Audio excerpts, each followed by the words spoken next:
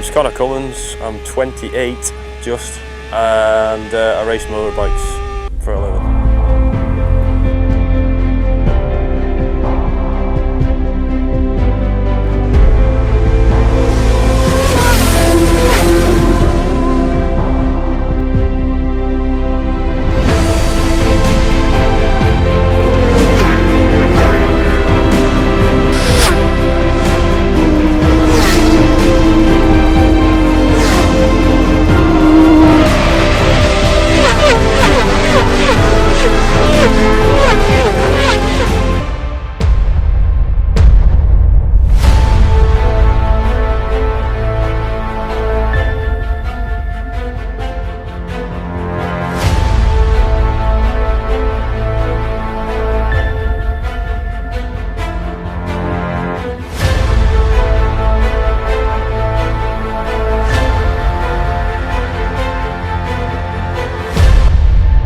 Street race, and it's the best race on the planet.